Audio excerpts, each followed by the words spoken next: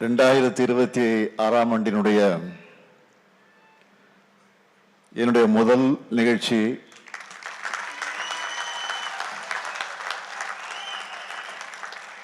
மறுமலர்ச்சி திராவிட முன்னேற்ற கழகத்தினுடைய பொதுச் செயலாளர் என்னுடைய ஆரியர் அண்ணன் வைகோ அவர்களின்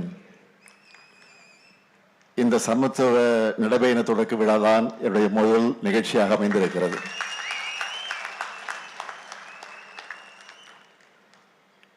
இந்த நிகழ்ச்சியில பங்கேற்று சிறப்பித்திருக்கக்கூடிய மாண்புமிகு அமைச்சர் பெருமக்கள், நேரு அவர்களை, ரகுபதி அவர்களை, தம்பி அன்பில் மகேஷ் பொய்யாமொழி அவர்களை, மெய்யநாதன் அவர்களை, வாழ்த்துறை வழங்கி அமர்ந்துள்ள தகைசால் தமிழர் இந்திய யூனியன் முஸ்லிம் லீக்கினுடைய அகில இந்திய தலைவர் பேராசிரியர் ஐயா காதர் மொய்தீன் அவர்களை, விடுதலை சிறுத்தை கட்சியினுடைய தலைவர் எழுச்சி தமிழர் என்னுடைய இனிய சகோதரர் தொல் திருமாவர்களை, வரவேற்புரை ஆற்றியிருக்கக்கூடிய மறுமலர்ச்சி திராவிட முன்னேற்ற கழகத்தினுடைய முதன்மை செயலாளர் என்னுடைய அன்பு தம்பி நாடாளுமன்ற உறுப்பினர் துரை வைகோ அவர்களை,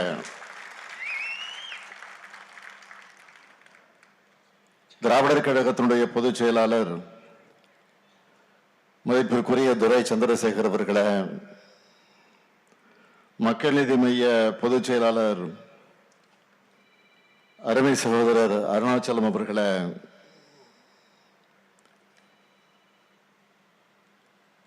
நடைபயணத்தை என்ன காரணத்திற்காக நடத்துகிறோம் என்பதை உங்களிடத்தில் விளக்கி உணர்ச்சியோடு உரையாற்றி அமர்ந்துள்ள மறுமலர்ச்சி திராவிட முன்னேற்ற கழகத்தினுடைய பொதுச் செயலாளர் என்னுடைய ஆரியர் அண்ணன் வைகோ அவர்களை, வருகை தந்துள்ள சட்டமன்ற நாடாளுமன்ற முன்னாள் இந்நாள் உறுப்பினர்களை, முன்னிலை ஏற்றுள்ள அவைத்தலைவர் அர்ஜுன் ராஜ் உள்ளிட்ட மதிமுக நிர்வாகிகளை, தோழமை இயக்கங்களை சார்ந்திருக்கக்கூடிய நிர்வாகிகளை,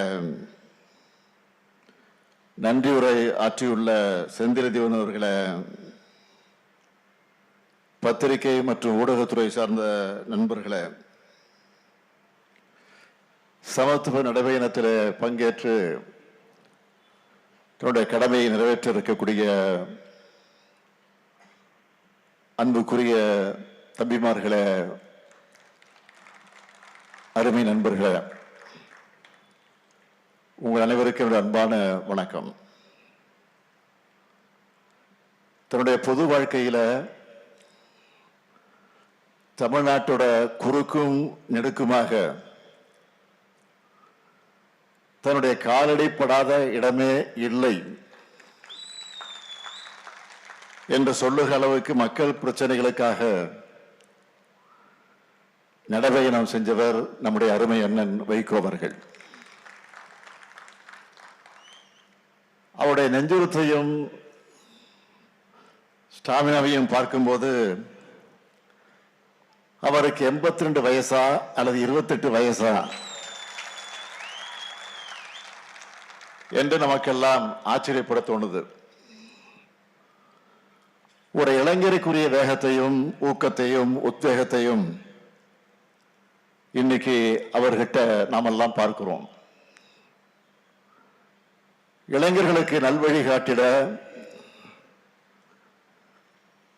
அதுவும் இளைஞர்களோடு ஒன்று சேர்ந்து இந்த சமத்துவ நடைபயணத்தை தொடங்குகிற அண்ணன் வைகோ அவர்களுக்கு என்னுடைய வாழ்த்துக்கள், பாராட்டுக்கள். திராவிட இயக்கத்தை பொறுத்த வரைக்கும் காலந்தோறும் இளைய தலைமுறையோட நலனுக்காகவும் எதிர்காலத்தினுடைய நன்மைக்காகவும் அவர்களின் வளர்ச்சிக்காகவும் செயலாற்றிக் கொண்டிருக்கக்கூடிய இயக்கமாக நம்முடைய இயக்கம் இருந்து கொண்டிருக்கிறது. தள்ளாத 95 வயதில தளராம தொண்டு செஞ்சவர் தந்தை பெரியார் அவர்கள். தமிழ்நாட்டு இளைஞர்களுக்கும் பெண்களுக்கும் கல்வி உள்ளிட்ட எல்லா உரிமைகளும் பெற்றிட கிடைக்கணும், அதுக்கு சாதி மதம் உள்ளிட்ட தடைகள் அகற்றப்படணும், அது தகர்க்கப்படணும்னு தன்னுடைய இறுதி மூச்சு வரைக்கும் பாடுபட்டவர் தந்தை பெரியார் அவர்கள். அவர் வழிவந்த தலைவர் கலைஞர் அவர்கள் 80 ஆண்டு கால பொது வாழ்க்கைக்கு சொந்தமானவர். சர்க்கரை நாற்காலியில உட்கார்ந்த வண்ணம் ஓய்வில்லாமல் உழைச்சார். 16 வயசுல மாணவநேசன் பத்திரிகை ஆரம்பிச்சு இளைஞர்களுடைய உரையாடிய அவர் 89 வயசுலயும் பேஸ்புக் ட்விட்டர்ல இளைஞர்களுடைய அரசியல் பண்ணார். அப்படிப்பட்ட திராவிட இயக்க யூனிவர்சிட்டியில படிச்சவர் தான் அண்ணன் வைகோ அவர்கள். ஏன் இந்த ஸ்டாலினும் அதே யூனிவர்சிட்டி மாணவன் தான். அண்ணன் வைகோ அவர்கள் தலைவர் கலைஞருக்கு பக்கத்திலே இருந்து அரசியல் கத்துக்கிட்டவர்.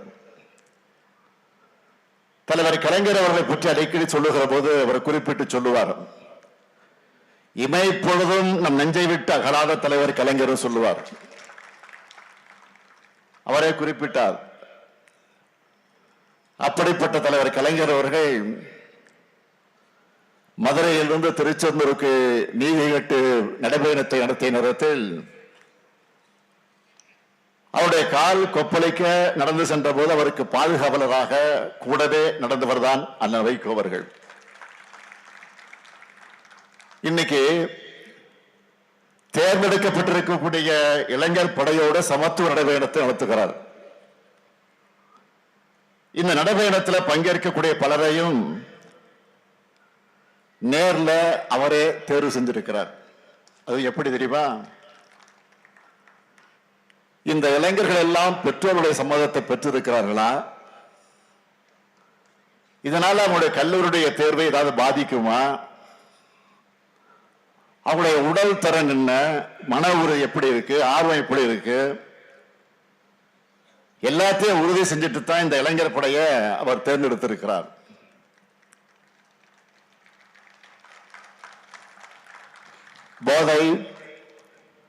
போதைப் பொருள், அந்த போதைப் பொருளின் ஒழிப்பு, சாதி மத மோதல் தடுப்பு உள்ளிட்ட நாட்டுக்கு தேவையான கருத்துக்களை வலியுறுத்தி அண்ணன் வைகோ அவர்கள் தொடங்கி இருக்கக்கூடிய இந்த சமத்துவ நடைபயணம் மாபெரும் வெற்றி பெறணும். நிச்சயமாக வெற்றி பெறத்தான் போகிறது. இது மாதிரியான பயணங்களில் என்ன பயன் என்று சிலர் கேட்கலாம். காந்தியின் நடைபயணமும் மாவோவின் நடைபயணமும் வரலாற்றில் புரட்சி ஏற்படுத்தியிருப்பது போல அந்த தாக்கத்தை அவங்க உணரணும். இப்படியான நடைபயணங்கள் தான் தலைவர்கள் மக்கள்கிட்ட போய் எளிய வகையில சுலபமான முறையில நேரடியாக தங்களுடைய கருத்துக்களை சொல்ல முடியும். அந்த நடைபயணத்தோட தேவை குறித்தும் அதில் உள்ள நியாயங்கள் குறித்து மக்கள் பேச தொடங்குவாங்க. மக்கள் பேச பேசத்தான் அந்த பிரச்சனைக்கு தீர்வு காண முடியும். திராவிட இயக்க மேடைகளையும் நாடாளுமன்றத்திலையும் தமிழ்நாட்டோட தமிழர்களுக்காக அவருடைய உரிமைகளுக்காக கர்ஜித்தண்ணன் வைகோ அவர்கள் முதுமையை முற்றிலுமாக தூக்கி எறிந்துட்டு இந்த நடைபயணத்தை தொடங்கி இருக்கிறார். இளைஞர்களுடைய எதிர்காலத்தை சீரழிக்கக்கூடிய போதைப் பொருட்களை நாம நிச்சயமாக ஒழிக்கணும். அதுல எந்த கருத்து மாறுபாடும் வேறுபாடும் கிடையாது. போதையின் பாதையிலிருந்து இளைஞர்களை காக்கணும். அதற்காக அரசு பல்வேறு நடவடிக்கைகளை எடுத்துக்கிட்டு இருக்கு. அது மூலமா ஓரளவுக்கு முழுமையாக இல்ல, ஓரளவுக்கு பலனும் கிடைச்சுக்கிட்டு இருக்கு. ஆனா ரொம்ப முக்கியமானது, அந்த பழக்கத்திற்கு அடிமையானவங்க அதோட பாதிப்புகளை உணர்ந்து அந்த பழக்கத்தை கைவிடணும். அவங்க கூட இருக்கிறவங்க அவங்கள திருத்தணும். போதைப் பொருட்களுடைய பழக்கம் என்பது மிகப்பெரிய நெட்வொர்க். அந்த நெட்வொர்க் அழிக்க மாநில அரசுகளும் ஒன்றிய அரசும் இணைஞ்சு செயல்படணும். ஏராளமான போதை வஸ்துகள் நாட்டுக்குள்ள வருது. அதிகப்படியான போதைப் பொருட்கள் எந்தெந்த துறைமுகங்கள் வழியா நாட்டுக்குள்ள நுழையுதுன்னு நம்ம செய்திகள்ல பார்க்கிறோம், படிக்கிறோம். இந்த நுழைவாய்களை நாம அடைச்சாகணும். நாட்டோட எல்லைக்குள்ள போதைப் பொருட்கள் வர்றதையும் மாநிலம் விட்டு மாநிலம் கட்டுப்படுத்த, மாநிலம் விட்டு மாநிலங்கள் கடத்தப்படுவதையும் ஒன்றிய அரசின் முகமைகள் தீவிரமாக கண்காட்சியை தடுக்கணும். அதுக்கு எல்லா மாநில அரசுகளும் தேவையான எல்லா ஒத்துழைப்பையும் கொடுக்கணும். எடுத்துக்காட்டுக்காக நான் சொல்றேன், கடந்த சில மாதங்கள்ல திருவள்ளூர், வேலூர், ராணிப்பேட்டை போன்ற மாவட்டங்கள்ல இருந்து 1 லட்சத்துக்கு அதிகமான போதை மாத்திரைகளை பிடிச்சிருக்கிறோம். இந்த கடத்தல்ல சம்பந்தப்பட்டவங்க மகாராஷ்டிரா, ஆந்திரா, தெலுங்கானா, ஹரியானா போன்ற மாநிலங்களை சார்ந்தவர்களாக இருக்காங்க. அதே போல இன்னும் சில வழக்குகள்ல குற்றவாளிகள் நைஜீரியா, செனகல் போன்ற நாடுகளை சார்ந்தவர்களாக இருக்காங்க. இப்படிப்பட்ட நெட்வொர்க்கை ஒழிக்க எல்லாரும் கைகோக்கணும். நம்மை பொறுத்த வரைக்கும் போதைப் பொருள் பழக்கத்தை முற்றிலுமாக ஒழிக்கணும்னு தமிழ்நாடு அரசோட துறைகள், ஒன்றிய அரசின் துறைகளோட அண்டை மாநில காவல்துறையினரோடு முழு ஒத்துழைப்பையும் கொடுத்து செயல்பட்டு வருகிறது என்பதை நான் தெரிவிக்க கடமைப்பட்டிருக்கிறேன். போதை ஒழிப்புங்கிறது சமூகத்தோட கூட்டு பொறுப்பா இருக்கணும். முக்கியமா கலைத்துறை சார்ந்தவங்க பொறுப்புணர்ச்சியோடு தங்களுடைய படைப்புகளை உருவாக்கணும். போதையின் தீமைகளை சொல்றது தப்பில்லை, அதை குளோரிஃபை பண்றது ஒரு தலைமுறையே சீரழிச்சிரும். அதே போல பெற்றோர்கள் தங்கள் குழந்தைகள் பாசனத்தை காமிக்கணும் தான், அதை மறுக்க முடியாது. அதுக்காக அவன் பாதை மாறி போகும்போது வேடிக்கை பார்த்து கொண்டிருக்க கூடாது. யூடியூப், இன்ஸ்டா ரீல்ஸ் மூலமா வரக்கூடிய ஈஸி மணி பசங்களை தவறான பாதையில கொண்டு போறதுக்கான சான்ஸ் தான் அதிகம். எனவே குழந்தைகளை பொறுப்போடு வளர்க்கணும் பெற்றோர்களை நான் கேட்டுக்கொள்கிறேன். முக்கியமா அம்மா, அப்பா, அக்கா, தங்கச்சின்னு வீட்டில் இருக்கக்கூடிய சொந்தங்கள், நம்ம வீட்டு பசங்க வழி தவறி போகாம இருக்கிறத கண்காணிக்கணும். ஒருத்தருக்கு ஒருத்தர் மனசை விட்டு பேசணும். மனம் விட்டு பேசினாலே பாதி பாரம் குறைஞ்சிரும். தவறான பாதைக்கு போகக்கூடிய தேவை நிச்சயமாக இருக்காது. அதேபோல் ஆசிரியர்கள், சமூக வலைதள பிரபலங்கள் எல்லாருமே போதைப் பொருளுக்கு எதிரான விழிப்புணர்வை தொடர்ந்து பரப்பணும்னு நான் கேட்டுக்கிறேன். அடுத்து இன்னைக்கு நாட்டில் நிலவக்கூடிய முக்கியமான பிரச்சனை என்றால் அது சாதி மத மோதல்கள் தான். ஒன்றிய அமைச்சர் உள்ளிட்ட பொறுப்பில் இருக்கக்கூடிய பதவிகள் இருக்கக்கூடியவங்களை இப்ப வெறுப்பு பேச்சுக்களை பேசியும் இரு பிரிவினருக்கிடையே மோதலை தூண்டுகிற விதமாக செயல்படுவதை பார்க்கிறோம். தனிப்பட்ட முறையிலான நம்முடைய கொள்கைகளுக்கு நம்ம இந்திய நாட்டை ஒருமைப்பாட்டை அமைதியை சீர்குலைக்கக்கூடிய ஆசாகார வேலையை அவங்க ஈடுபட்டு இருக்காங்க. நாட்டில் இஸ்லாமியர்கள், கிறிஸ்தவர்கள், ஆதிதிராவிடர்கள், பிற்படுத்தப்பட்ட மக்கள்னு எல்லாரும் அச்சத்தில் வாழக்கூடிய ஒரு நிலைமை இன்றைக்கு ஏற்பட்டிருக்கு. இப்போ அண்மையில் நடந்த கிறிஸ்துமஸ் சமய விழா நடந்துச்சு. அந்த சமயத்தில் நாட்டில் பல்வேறு இடங்களில் நடந்த தாக்குதலை பற்றி எல்லாருக்கும் தெரியும். சில ஆண்டுகளுக்கு முன்னாடி நம்ம நாட்டில் இந்த நிலைமை இருந்துச்சா? ஊரே ஒண்ணு சேர்ந்து மகிழ்ச்சியா இருந்த காலம் போய் ஒருத்தருக்கு ஒருத்தரை எதிரியா கட்டமைக்கிற வேலையை பிளவுவாத சக்திகள் இன்றைக்கு தெளிவா செஞ்சிட்டு இருக்காங்க. அன்பு செய்ய சொல்லித்தர வேண்டிய ஆன்மீகத்தை சில கும்பல் வம்பு செய்வதற்காக பயன்படுத்துகிறாங்க. இந்த நிலையிலே தான் அண்ணன் வைகோ அவர்கள் இந்த சமத்துவ நடைபயணத்தை தொடங்கி இருக்கிறார். திராவிட இயக்கத்திற்கு பல்வேறு திருப்பு முனைகள் கொடுத்த நகர் தான் இந்த திருச்சி நகர். அண்ணன் வைகோ அவர்கள் இந்த நடைபயணம் நிச்சயமா புதிய வரலாற்றை படைக்கும். இந்த நடைபயணத்தோட தாக்கத்தை சமூக வலைத்தளத்தில் கொண்டு சேர்ந்து இளைஞர்களை பேசும் பொருளாக ஆக்க வேண்டியது ஊடகங்கள் மற்ற எல்லோருடைய கடமை. மது போதையும் அதைவிட ஆபத்தான மதவாத அரசியல் போதையும் தமிழ்நாட்டுக்குள் நுழைவிடாமல் தடுத்திட நாமெல்லாம் ஒன்று சேர வேண்டும். அந்த வைகோவுடைய நடைபயணம் நிச்சயமாக புதிய எழுச்சியை உருவாக்க இருக்கிறது. அண்ணன் வைகோ அவர்கள் இந்த சமத்துவ நடைபயணம் வெற்றி பெற வேண்டும் என்று நான் வாழ்த்துகிறேன். அதே நேரத்தில் உரிமையோடு அவரிடத்தில் நான் கோரிக்கை வைக்க விரும்புகிறேன். உங்கள் அனைவரின் சார்பில் உங்களுடைய நோக்கம் பெரிதென்றாலும் உங்களுடைய உடல்நலம் எங்களுக்கு பெரிது. எனவே இந்த பயணத்தை நீங்கள் கவனமாக மேற்கொள்ள வேண்டும். அது மட்டுமல்ல, இது மாதிரியான கடுமையான நடைபயணங்களை நீங்கள் இனி மேற்கொள்ளக்கூடாது என்ற என்னுடைய அன்பான வேண்டுகோளை நீங்கள் கட்டளையிட்டால் அதை செய்வதற்கு மறுமலர்ச்சி திராவிட முன்னேற்ற தொண்டர்கள் தயாராக இருக்கிறாங்க. அதனால்தான் அந்த உரிமையோடு கேட்கிறேன்.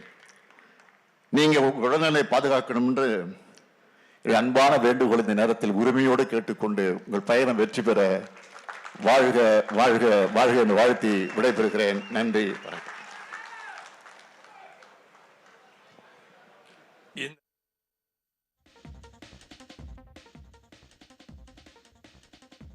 நேரு அவர்களுக்கும் இதனை முதலிலிருந்து இறுதி வரை கட்டமைத்து சிறப்புரை செய்த முதன்மை செயலாளர் திருச்சி நாடாளுமன்ற உறுப்பினர் தம்பி துரை வைகோ அவர்களுக்கும் டிடிசி சேரன், வெல்லமண்டி சோமு, இங்கே மணவை தமிழ் மாணிக்கம் அனைவருக்கும் நான் நன்றி தெரிவித்துக் கொண்டு இந்த சமத்துவ பதாகையை இப்பொழுது மாண்புமிகு முதலமைச்சர் அவர்கள் என் கரத்திலே வழங்க இருக்கிறார். இதனையே இலச்சனையாக கொண்டு நாம் இந்த கொள்கையை நெஞ்சிலே ஏந்தி புறப்படுவோம். வணக்கம்.